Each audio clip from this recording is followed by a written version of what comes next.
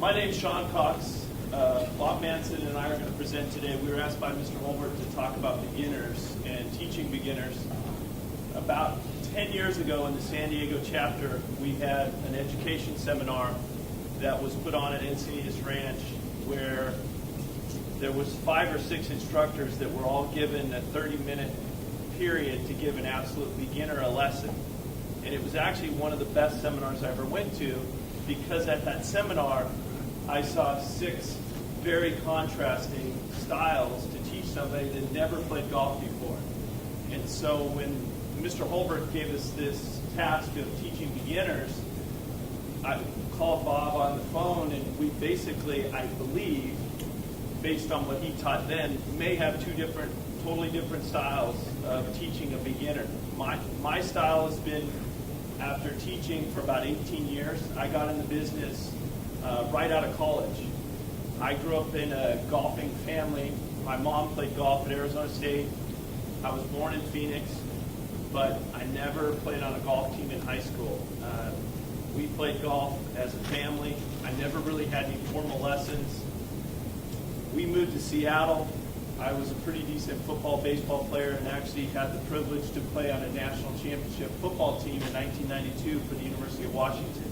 I was a backup defensive back, and got to go to 2 Rose Bowls, and it was probably, it's hard to describe how much fun I had in college playing on a national championship football team. However, I still played about 15 to 20 rounds of golf a year. And when I finished college, my parents had moved away from Seattle, and I moved to San Diego with a fraternity brother who also lived in the same neighborhood that I grew up in. And we moved to San Diego, and the first place that I went to look for a job was Torrey Pines. And I think part of the reason why, I got into the golf business, I was also a caddy as a kid. So I believe in caddy programs for youth. I wish they were still around. That's probably what helped draw me into the game of golf. But I, at Torrey Pines, wasn't sure exactly if that was going to be my career, but immediately just enjoyed working with people and saw that this is something I wanted to do the rest of my life. So I became the junior golf director there. I actually had an 11-year-old girl student in my program that made it all the way through 3 years All-American at UCLA, named Charlotte Mayorkas. She peaked at about 50th in the world at one point, and she's trying to regain her card right now. I, from there, went down to a local par 3 course called Mission Bay, and I was the director of instruction there for about 9 months. And the reason I left there is I was hired at the La Jolla Country Club. And it was a job I couldn't pass up. I started at the bottom as the 3rd assistant, worked my way up 9.5 years to become the 1st assistant. By then, I was probably teaching about 30 lessons a week to the members, to the women, the men, the juniors. And 8 years ago, I got the job as the director of golf at the Grand Del Mar. Does anybody know, we did the marketing thing this morning, does anybody know the #1 rated TripAdvisor hotel in the United States? Does anybody know? Bob? No, I wasn't asking. I was acknowledging. Sorry. The #1 rated TripAdvisor hotel in the United States is the Grand Del Mar where I work. We are the #1 rated TripAdvisor hotel in the United States. Pretty good honor. So a lot of the stuff we talked about this morning is stuff that I actually deal with on a daily basis through the marketing department, through manager meetings and stuff like that. However, my biggest passion is probably still teaching golf. And one of the reasons I was very fortunate to, when I went to work at La Jolla Country Club, to have, I believe, one of the greatest golf instructors ever in Phil Rogers be a member there and take me under his wing to help me learn more about instruction and look at teaching better players mostly. But there was a few things that he said that kind of inspired how I teach beginners, and I'll get to that in a little bit. But Phil is still alive and kicking. He's teaching about 2 days a week. He's about 8 years ago, he got a form of leukemia that you take a medicine to basically keep it in remission. He, about 1.5 years, almost passed away, and he's back now doing fine and teaching again. And I'm very fortunate to call him one of my best friends. and get to work with them. The other organization that I've learned a lot from is the Titleist Performance Institute. Now, before I ever stepped foot on the Titleist Performance Institute, I probably gave, 5 to 10,000 golf lessons. But what I liked about the Titleist Performance Institute is they're very research-based, and they also have advisory boards for every different aspect of the business, from fitness to medical to golf professionals. And the advisory boards that they have are the leaders in each of their fields. And what I like about the Titleist Performance Institute is that they put on World Golf Fitness Summit every couple of years. I don't know, has anybody ever been to the World Golf Fitness Summit that Titleist puts on? Well, they do it every 2 years. About 6 years ago, it was actually in Anaheim, and then it's been in Orlando the last 2 times.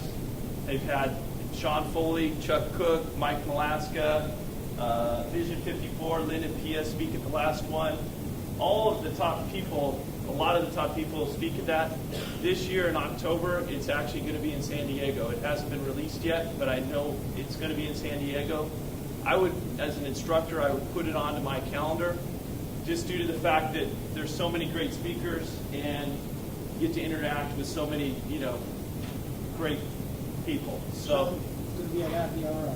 Is it? Yes. It's going to be at Happy Hour. The only reason I know it's in San Diego is because Lynn and Pia do a Vision 54 at my facility once or twice a year, and they're going to do a Coach the Coaches, teach coaches how to be better coaches, Vision 54, and it's going to be the day before and a couple days before the summit. So that's how I found out about it. So that's great. Thank you.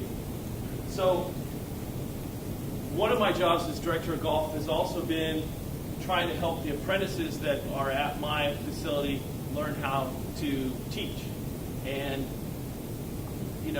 to me, the great part of being in our business is there is no correct method. There is nobody that's always right. There's no instructor that has all the answers. And so it's hard to basically give a book to somebody and say, if you read this book, you're going to be a great instructor. And so all of us here have been through, the PGA program, and the big white PGA teaching manual is a very hard book to sit down with an apprentice and use that as reference to help your apprentices become better teachers. So the first time I went to a level 1 TPI seminar, which is a certification program that the Titleist Performance Institute does, I didn't know much about it, but what they did is they put in a room like this with about 100 people, they put medical professionals, they put fitness professionals and golf professionals in the same room, and they wanted them to all become on the same language and talk the same things to each other. And each, if they talk about something, the medical professional would know what they were talking about. And so what they did is they basically came out with, there's 4 slides here, but they came up with like 16 common swing faults.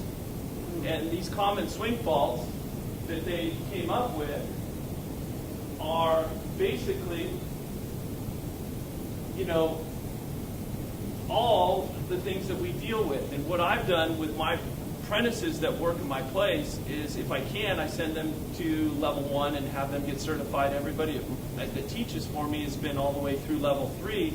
But mainly for the apprentices just getting started, I want them to at least have a knowledge of these 16 swing faults. And I want the apprentices to be able to speak the same language that I would speak, so that if we're out there doing a clinic together for new golfers or for somebody, that we're speaking the same language. And what I've done is actually come up with multiple choice tests that test them on this knowledge. And I actually test my apprentices that work in the shop before I ever let them go out and teach a junior or a beginner clinic with one of our more senior professionals. And to me, I'm going backwards here, these common swing faults that they did and everything was, very simple. It was much easier than, trying to have them read 5 different books from Hank Haney and Butch Harmon and all these different books, and they walk away kind of confused and they're not sure where they're going instruction-wise. And these swing faults that they talk about here, they aren't necessarily buying into one particular method. They're very general swing faults. They're They don't have, a bias towards a certain type of teaching. And one of the things that I learned at level 1 when I went to Titleist was that all of this was on their website. And I didn't actually have to come to level 1 to have access to all this stuff. And it was something that I had no clue existed because I hadn't been to their website. Now, this was about 7 or 8 years ago. And they just revamped their website within the last year. And so all of us here in the room have access to this information, which we could then turn around and use with our PGA apprentices to help them get kind of a baseline of some common swing faults that we see out there. Each one of these is accompanied by, on their website, a video that talks about drills that you can do to help people with this. And I know the audience here is, given a lot of golf lessons, but I'm mainly just bringing this up because I think it's our responsibility at our facility, before I hand somebody out to go give them the keys to go out to teach, I've got to help train them a little bit. And it's very difficult, I've found, to find a system in place to kind of prepare them. And so I wanted to give a shout out, to what they've done at the Titleist Performance Institute.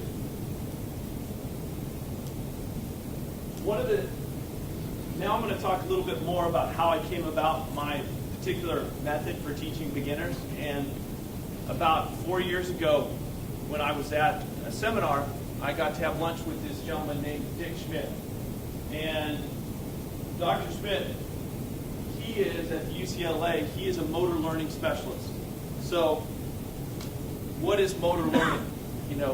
When we mention to our golf students the mental game, or we talk about the mental game, or we think about it ourselves, a lot of times we think of, a sports psychologist and somebody that basically, maybe talks about visualization, talks about breathing, talks about, all these things to basically help us perform better in the competition. But Dick Schmidt, his specialty is motor learning, and what he does is he actually studies how people learn. So he's written a book down there at the bottom, Motor Learning and Performance. He's been a speaker a couple times at Titleist seminars. And he does a great presentation about how we practice, which isn't really applicable to my brand new beginner golfer. But he talks about random practice versus block practice. And he talks about why people, if they keep hitting the same 7-iron 50 times in a row at the driving range, they can't go to the golf course and perform nearly as well as they did when they got 50 chances at the range with that 7-iron. But he also speaks about how we gain habits. How do we learn? What is the best way to basically learn a new technique? And, how does that work in our brain? How do we form habits? And one of the things that he's found is, and most of you may use yourself, is doing things in slow motion works very well when you're forming new habits. When you hold positions in certain positions to try to feel something, it's giving the brain long enough time to do a thing in the brain. It's a process where it wraps a thing called myelin around those neural pathways in your brain. There's a book on this called The Talent Code. It is probably, if you were on some of the Facebook pages about teaching, once in a while somebody will post on there, what's your favorite book that you've ever read? And it was something about 4 or 5 years ago where this book kept kind of popping up called The Talent Code. And it was a book I purchased and read, and it's a very good book about what process happens why do the best soccer players always come out of Brazil? Why is that? It's a book that delves into how we form patterns in our brain. And one of the things that stood out was how important it was that we do things and teach them in slow motion and have people feel positions. And that helps us build habits. So I believe that there's a sport out there that does a better job than golf at teaching people how to do something. Does anybody want to take a guess at what sport that is? Archery? Anybody else? Tennis? This is my opinion. In that sport would be martial arts. Okay? And the reason why I say that is I had the fortune to do it for about 6 months one time. And I also have some young children who've been to classes. When can you ever imagine that the first day that you show up for martial arts, they pair you up with somebody and they tell you to go start sparring with somebody and try, defend yourself, good luck. They never do that. When martial arts starts, they basically teach you over and over how to perform a certain block and a move. And they teach you enough times that you can do these things so that when you do get paired with somebody, you can actually do that with pressure and heat on you, that you're not going to panic all of a sudden, and you're going to know what to do. Well, that's part of the whole motor learning process, that if you repeat something over and over, your brain starts to memorize that. Then when the pressure's on, that is actually going to come out when you're under pressure. Now in golf, we take a golf ball and we immediately put them in front of them. We give them about 5 to 10 things that they need to learn how to do the first time they show up to play golf. And then we say, good luck, and let's go for it. And then when it goes wrong, we then, start giving them something else or tweaking it and stuff like that. We basically just throw golf balls to people when they first start and they have zero technique. And so I basically have a technique that I've developed that is based on something that Phil Rogers said to me years ago. And he mentioned that when you finish the golf swing, if you finish with the shaft between the two ears, he calls it the classic finish. Okay? And if you look at a lot of the best players that play, obviously if they're hitting different shots that are shorter, they're not going to finish this far. And if they're hitting a driver, it might be greater than that. But if you look at all these great players, they all finish with the shaft of the club between the two ears, and they finish up on their back toe. And what I feel like is that basically, if you can get somebody to finish like that, you're accomplishing what I feel like are the two major things in swinging a golf club. And we're going to take setup out of the equation and how to grip it and posture. But when you put the club in motion, in my mind, everything falls under two categories. And those two categories are weight transfer and club path. Okay? And I have a good friend who taught for the David Ledbetter Academy and trained instructors. And when he came in and worked with some of my instructors, he basically said the same thing, that through the Ledbetter days, they were teaching the same thing, that everything basically falls under those two categories. Now, if somebody was going to chicken wing, would they finish with the shaft between their two ears? If somebody swung too far in to out, would they finish with the shaft between their two ears? Probably not. And so what I found was 5 to 7 years ago, I found a drill that basically I use with all my students and when they first start. So I'm going to kind of walk you through what I would do in my first lesson when I first meet somebody. Now, obviously I'm going to ask the typical questions of, injuries, back hurt, you had any knee problems and all that. But one of the things that a lot of people like to do is a physical evaluation. I can do a physical evaluation by just seeing how well they do my drill. I can tell what kind of balance they have. I can tell what kind of athletic ability they have. I can kind of tell in the first lesson what they're trying to do. So to walk you through one of my first lessons, the first thing I'm going to do is I'm going to have one of these clubs available. And that's a club with a grip on it already. Because if they've never played golf before, probably 1 out of 10 times that when they first put their hands on the club, it's going to look anywhere like where we'd like them to grip the club. And what I find is I want to take the focus off them every time having to fool with the grip while they're in their first lesson and focus more on what I'm trying to accomplish. And so I, work at a resort. I have access through fitting clubs from last year. These grips, and most people don't even know this, but U.S. Kids actually makes these for juniors. My two children, the first club they ever got had one of these grips on it. That's the first club I ever gave them. But US Kids actually makes these grips for kids clubs in every size. You can have down to a 6-year-old up to a 12 or 13. They make them in different sizes. And basically the cost to me is very minimal. It's just a grip because most of these clubs are left over from last year. And you got to understand I'm not working at a public range that I'm seeing 100 beginners every quarter. I'm seeing probably 5 to 6 beginners every 3 to 4 months. And if it's a clinic that comes into our resort and we're doing a bigger group, just think about the amount of money that they're spending to stay in our resort. To me, it's another tool that what happens is after they finish the lesson, they actually go home with this as their practice club. And I don't let them go home and change the grip.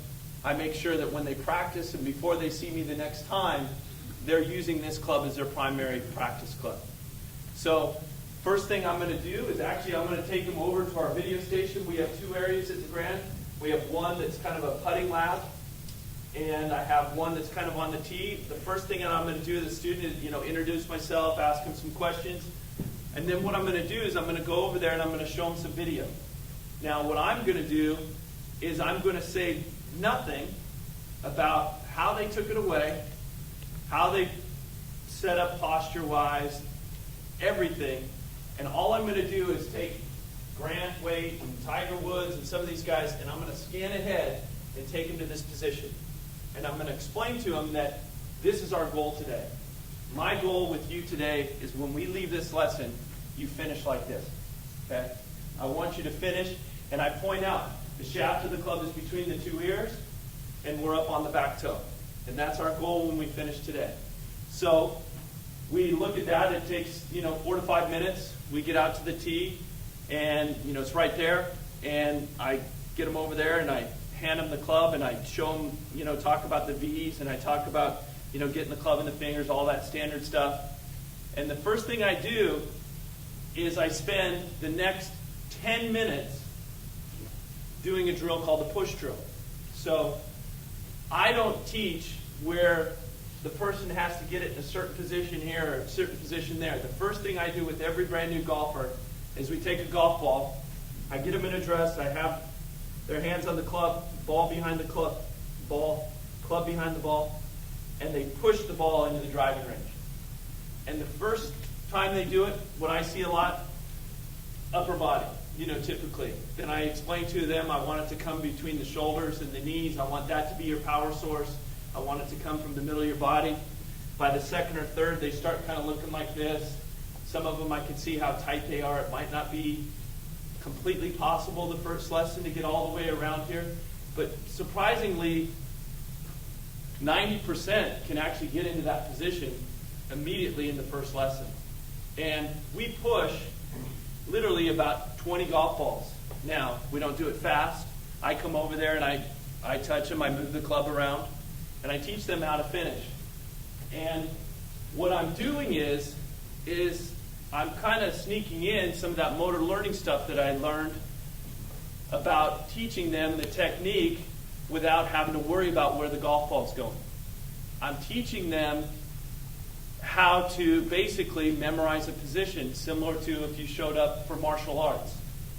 Now, I'm going to do that for about 10 minutes. Then I'm going to split, I'm going to change to a routine. So then what's going to happen is we're going to push a ball, and then we're going to do a practice swing. And now I'm going to see some things. I'm going to see, some folded arms. I'm going to see some, maybe some weird movements. I'm going to see some backswings that may only go this far. I may or may not touch some of that stuff. But wherever they get it to, they're going to swing through and get over here to the finish. And we're going to do maybe 5 to 10 practice swings. And we're going to, get comfortable. And then what we're going to do is we're going to switch to a routine. And I use a tee typically on the first lesson for an iron. This is a 7 iron. I usually use between a 9 and a 6 iron.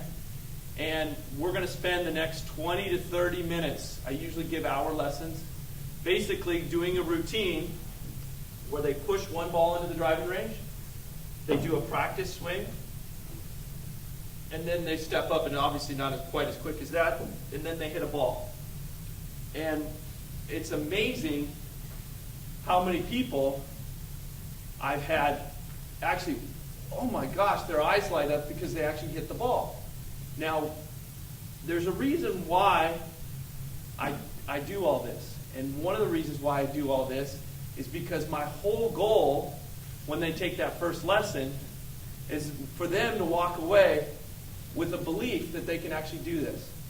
And I feel like my personal method is the last thing I'm going to do, this is me, is go to the putting green and putt, or I'm going to chip. My whole goal is actually, we're going to spend about 20 to 30 minutes with an iron, but the last 5 to 10 minutes, and I usually don't try to spend too much time with the driver because I want them to get like 1 or 2 really good drives. And the first time that they hear that sound of that driver hitting the ball with a balanced finish, they're in shock because they've never heard that sound before. Or, obviously there's some people that maybe hit balls once or twice before they come and, see it as their first lesson. But my whole goal is to have them walk away actually hitting a driver in the very first lesson. And if my personal opinion is, what is my best chance of a student walking away hitting a good drive the first lesson? Is my best chance to work on keeping the left arm straight on the backswing?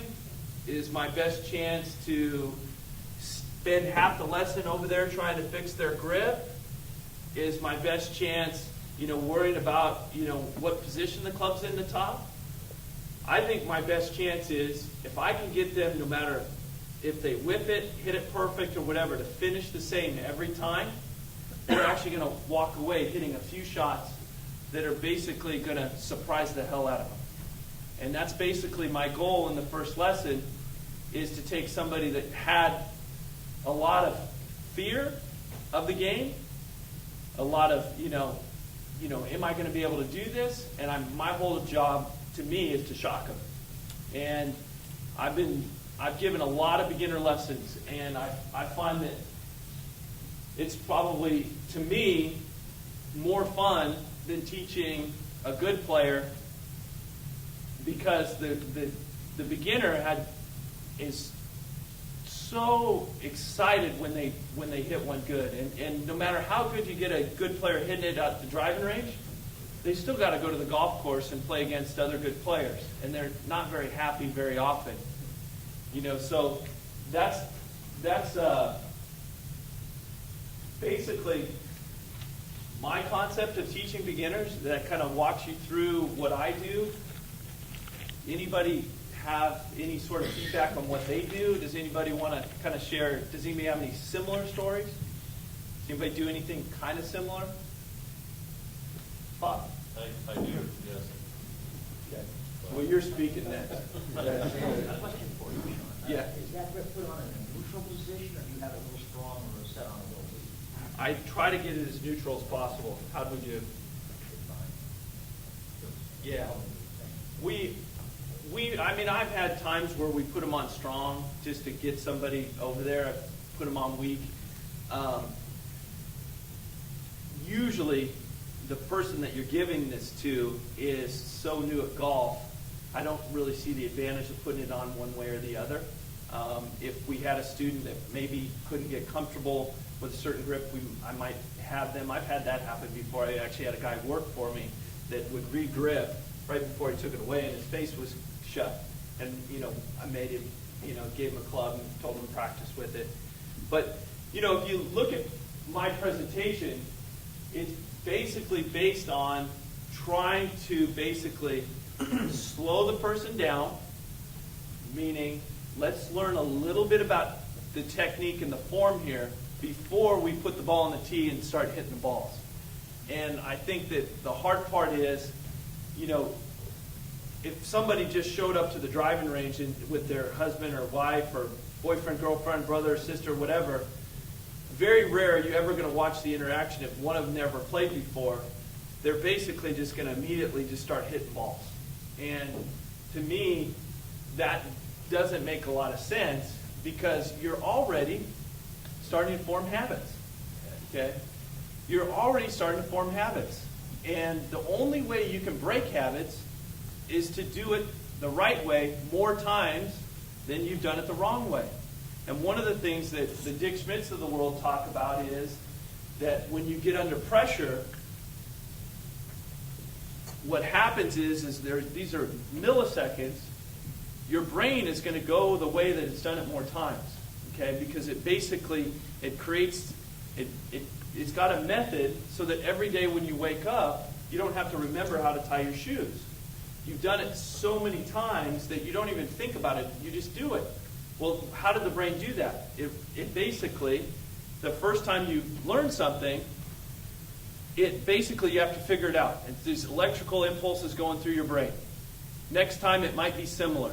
The more times you do it, it basically finds a way that you do it. Then what the brain does is it starts wrapping this thing called myelin around it. And what happens is when you go to try to do it, it doesn't want to figure it out. It doesn't want to. It just basically takes this channel. It's kind of like going from a little stream to all of a sudden you've got this Mississippi River, and the brain is just going to take this way it's done it a million times. And when you get under the heat and you get under the pressure in certain sports, the reason why people can't do their new technique is because the new technique hasn't been done enough times to now the myelin is wrapped around the new technique enough times so that when the brain's under pressure, it takes the new technique that you're trying to teach people. And so a lot of that's in the talent code, and I'm honestly, I might be screwing it up slightly. You know, I'm not a motor learning specialist, but it's basically explained to me from listening to him and reading the book why it's so hard for us to break habits. And so slowing things down, feeling and holding positions. One of my friends is a guy named Jason Goldsmith, who's with a company called Focus Band. And Focus Band is got one product that works on basically your pre-shot routine, and then they have another product that's basically it's a 3D system that the coach, and I was actually in a hotel room where they measured Grant weight and all his positions last year, where they had Grant memorize stop in all these positions, and because of the sensors on the body, it basically was able to locate that in 3D space. So after he went through all the positions, their system was set up so that you'd have to get in exactly the right position, and it would do a countdown telling you that you're in the exact right position. And you'd have to hold every position for whatever time period you decided, 3 to 5 seconds. And you could do this with your students, get them, and they would have to basically hold every position exactly in 3D coordinates of where you agreed was the right swing. Well, why did they do that? Because they're trying to get the brain to memorize all these positions. And so that's kind of the motor learning world.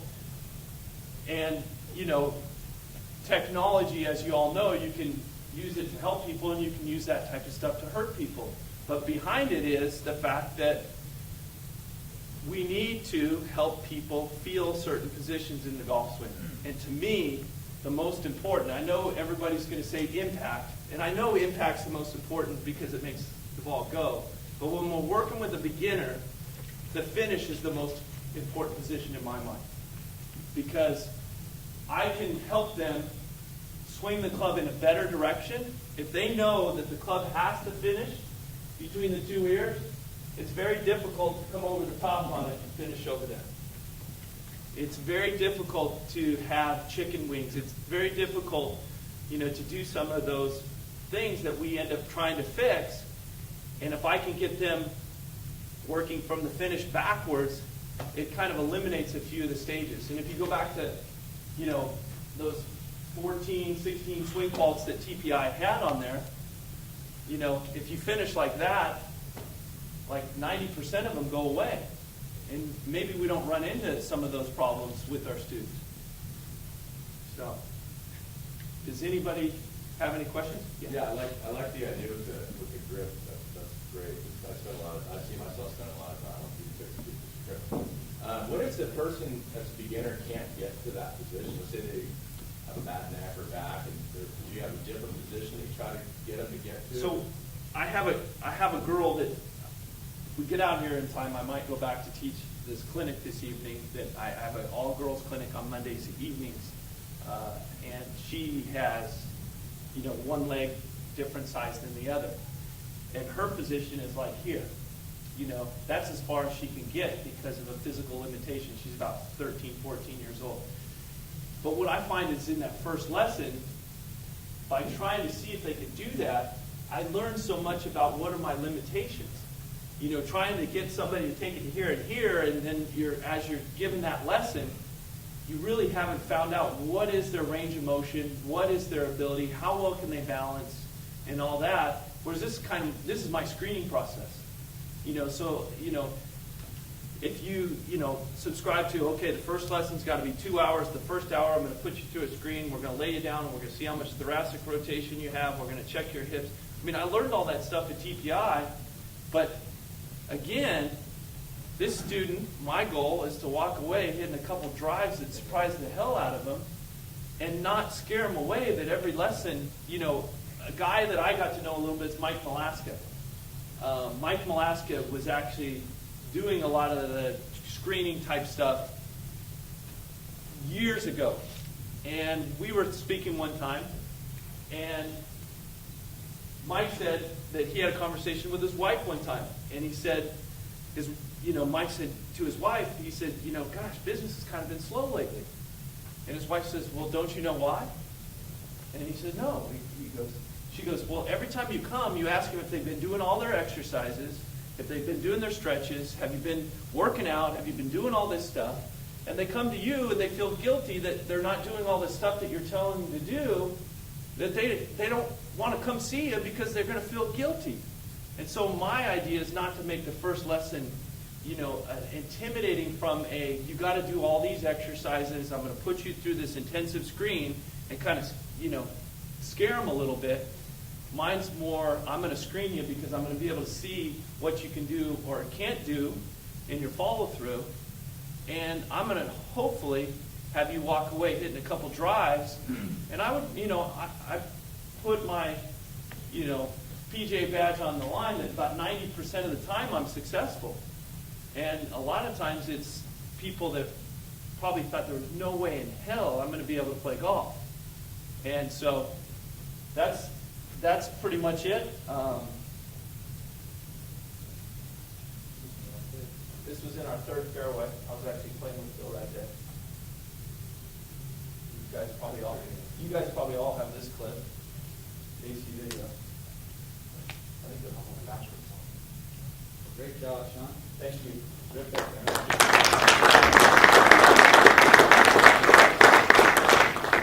He's already been introduced. Mr. Madsen. Carry on.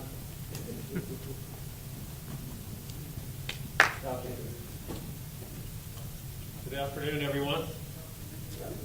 Don't stand in front of the screen. I think that was rule number 1. Not completely reliant on my PowerPoint presentation, but Alex is going to be able to set up here. Huh? She's Amy. Amy, sorry.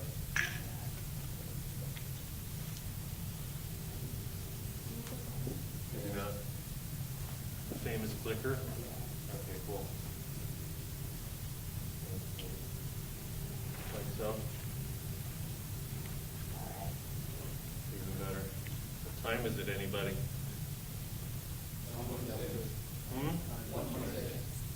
Still trying to be done by 2. If they have to leave at 10 after, they can do 10 after. Okay, cool. So, thank you, Shawn. That was wonderful. I think we're going to end up kind of coming out in the wash more similar than we thought we were. And we probably should have tried to be more contrast. I think golf instruction struggles, and it's not being real honest about it. I think the instructor's feeling pressure, and he's trying too hard, and he's desperate. And I think the student arrives in sort of a panic and is a little desperate. So what I'm going to show you is designed to help keep the student out of trouble in the first place and take some pressure off the whole situation. If Mr. Flick was here, he'd be asking us if we'd done our reading. So in his place, some of these old books, Golf Fundamentals by Seymour Dunn is a favorite of mine, talks indeed a lot about what you get for free if you move through to the finish. If you're on balance at the finish, You must have been on balance at impact. These kinds of things. A new way to better golf, Alex Morrison. We all sit on our thumbs when Jim would ask us if we'd done our reading. And so I'm saying, let's get on it. We make a distinction at Sycuan between absolute novice and beginner. An absolute novice would be someone who's never touched a club before. They don't know Jack Nicklaus from a divot repair tool. They don't have any friends or family that play. And you're going to have to teach them everything. I've found in the last 10, 15, 20 years, there's way more absolute novices show up. And does any of your family members play? No. Friends play? No. Your parents play? No. And they're looking at you like, obviously, but to a lot of us, obviously it was the other way around because our parents played and we had friends that played or other family members that played. Beginners, on the other hand, to me, are someone who's begun. You know, they've set foot on a driving range, or they maybe even have clubs, or they may have played on a par 3 course. They're not a complete blank slate. And cutting a little bit to the chase, we also try to make the distinction between repair work, where the student once upon a time had a skill, the skill broke down, and it's your job to identify the breakdown and fix it. Okay? That's different when you're talking about a learner who's inexperienced. Okay? Does everybody get that? They're not broken. They're not broken if they didn't at one time have the skill. Okay? So I think we do an awful lot of unnecessary fixing, and part of the message here in the next 32 and a half minutes is to kind of ease that a little bit. So in learning, and in particular in athletics, the question is, what's the worst thing that could possibly happen? Anybody? What's the worst thing that could possibly happen? They're doing it incorrectly, which is going to lead to instruction, right? No, it's not the worst thing that could happen. So this looks innocent enough, right? Yeah. So the ski, what's he going to do? Surf. The surf instructor's getting ready to take these beginners out into the ocean, right? So where should he take them? There? Because what's going to happen? You could die. Now, we don't have that situation, so we have a little more courage as far as where we take people onto big courses and into big golf swings. Again, what's the worst thing that could happen? You know, we put training wheels on bicycles and safety nets under tight ropes and such. So what's the worst thing that could happen? You're going to take them there? Because why? Right. So what we do is we let people hit balls and then we tell them what they're doing wrong. It's like chucking somebody into the deep end of the pool and they don't know how to swim, and you get them out of the pool and videotape them while they're trying to keep from drowning, pull them out of the pool, then tell them all the stuff they're doing wrong. And it sounds funny, but we're all doing it. Okay? And sometimes I wish there was a little more danger, so if people were going to get hurt, we would safeguard them better. So here's a learner. By the way, and I can't don't walk in front of the screen. My PowerPoint coach will kill me if I walk in front of the screen. Can I please have that as well? Thank you. I have to remember why I brought this stuff. Oh, can you stand up for a second? Billy, please just hold on to that. Face the audience like you're hitting a shot. So this is bad manners. I can't remember if Butch Harmon taught us that. Better to get around in front and move them like so. Okay, thank you. That's all. Sorry, it wasn't more thrilling. I was a little excited. Yeah, it's sort of bad manners to stand behind, we think. But here's a learner, right? So far, so good. Anybody recognize that golf course? So similarly, right? What would be the result if you took a learner out onto a big, hard-ass golf course? Bad news.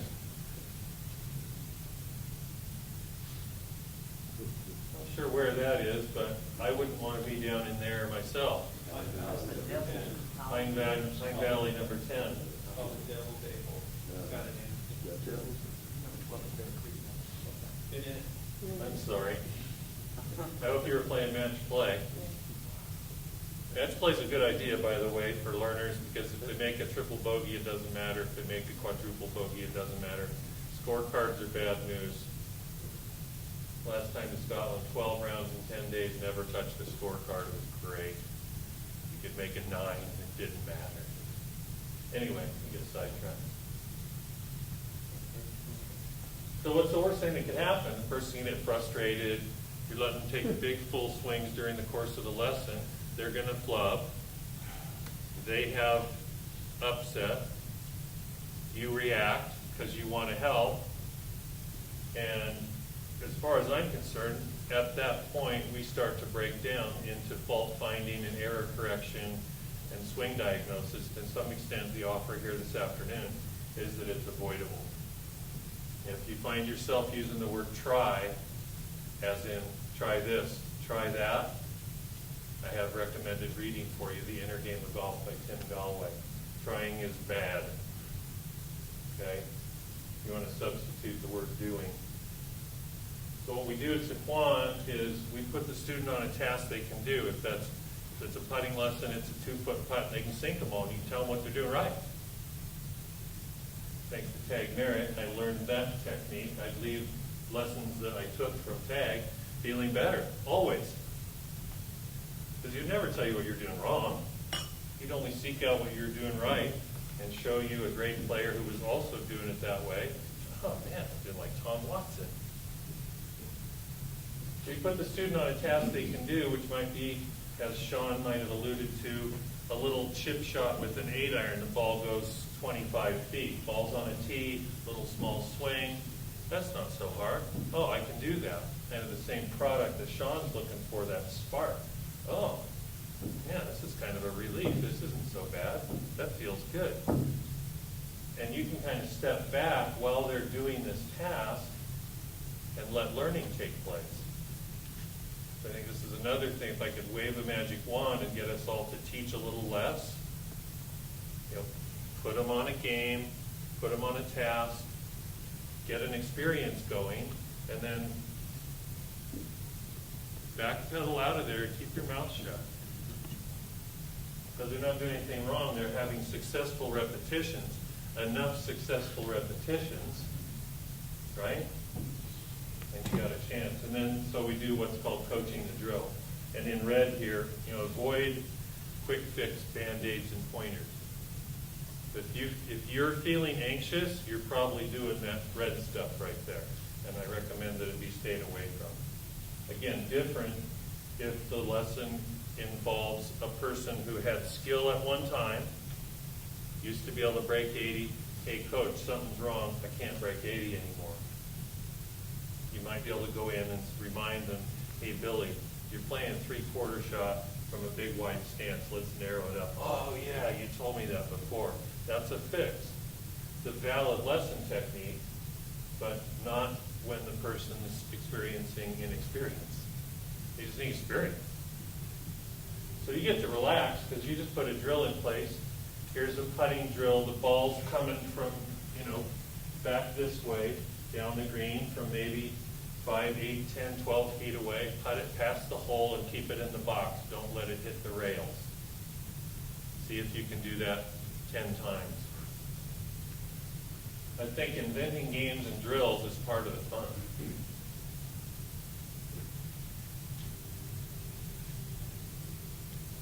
So then what do we mean by coach the drill? So one of the things you're going to have to do if you're running this drill is you're going to have to keep them on it. This is assuming that there's a willingness to do the drill. You hope that there is because they're there paying you for the lesson.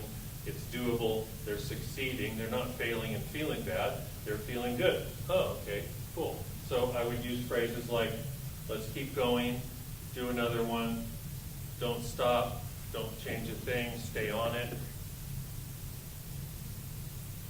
You get to hang out and acknowledge. Good. That's my like if I had a motto. Good, do another one. That's what I want to do all day. Good, do another one. Yeah, but I have to pee. I don't care. Do another one.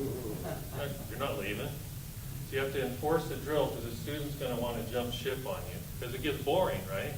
Well, the skill that you're after is where? It's on the other side of the boredom. Well, what's on the other side of the boredom? Well, monotony. Well, I'm sorry. The skill's on the other side of the monotony. So you have to keep going. Do another one. Good, thank you. And you get to encourage and cheerlead and congratulate like Tag Merritt taught me. Nice. See something you really like. Beautiful.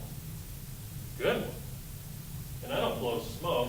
I cheerlead, but I only cheerlead like I want the students to talk to themselves when I'm not there. Oh, Mrs. McKinney, you look so nice today. That was a lovely swing. I don't do that because I'm doing drill sergeant more so. This is fun. This is fun. You know, I get stressed out doing too much swing analysis and where the angles are supposed to be. And I was lucky to run into a gentleman by the name of Jess Madera, God rest his soul. And once upon a time, I was thinking it was this and that and the other thing, and he got right in my face. And there were veins coming out of his neck. And he said, the golf swing is not parts and pieces. If you want to talk about parts and pieces, we can go shopping for chicken.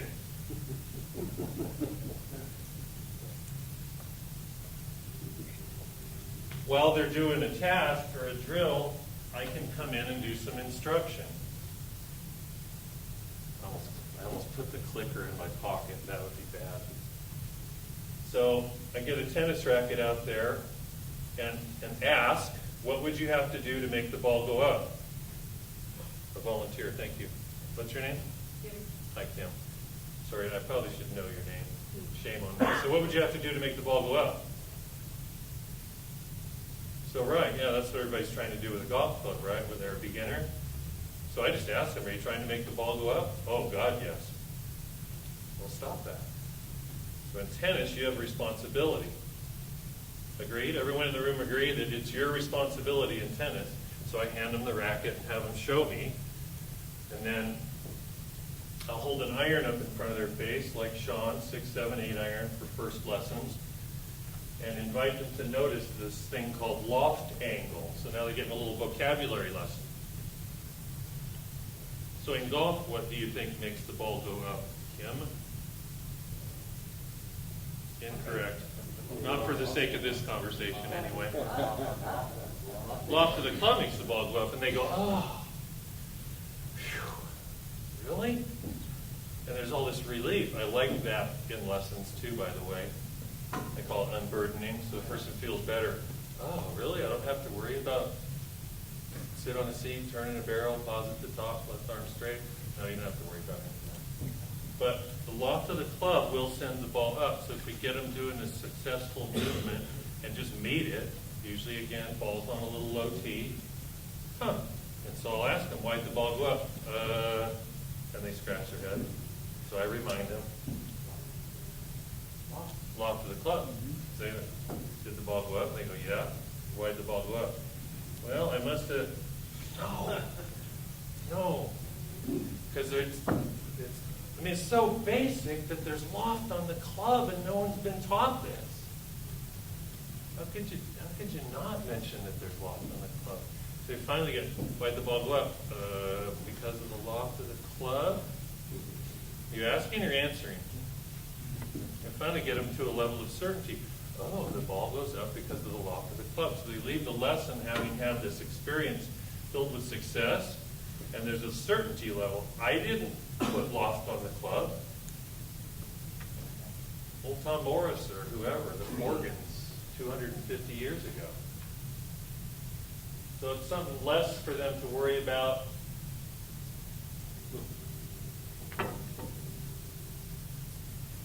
So what do I mean by turn the club upside down? In my estimation, the weighted end of the instrument is a big deal. It's a big deal. Talking about effortless power in golf, we have to talk about the weighted end of the instrument. I learned the word instrument from Mr. Flick. The recommendation is you don't want people clubbing, so don't use the word club. You use implement or instrument. So the weighted end of the instrument, so I want people to be making use of that. So I have them turn the club upside down. And they want to go like this. So loosen out and just bob it up and down a couple times. Turn it around, bob it, and they go, whoa. And I'm like, what? Because I haven't taught them anything. I just asked them to turn the club around. And they like that. Yeah, whatever, Bob. And then they go like this. Whoa. And I'm like, what? Well, that end's really heavy. Yeah. Yeah, so stuff like that, you just can make offers, and these two things in particular, first lesson, you don't have to make the ball go up. Club does that. And then this weighted end thing, be surprised. You wonder why everybody in the driving range looks like they're hitting a bowling ball with a 2x4. Because nobody's ever pointed out that there's a weighted end. So I don't tell them, I just ask you, notice anything? Sometimes it takes 2 or 3 times because they didn't know. I had a good player, single digit, Colorado club champion. I did this with her and she started to tear up. I'm like, what? Well, it's obvious. I said, what? Well, that one end's really heavy. She started to cry.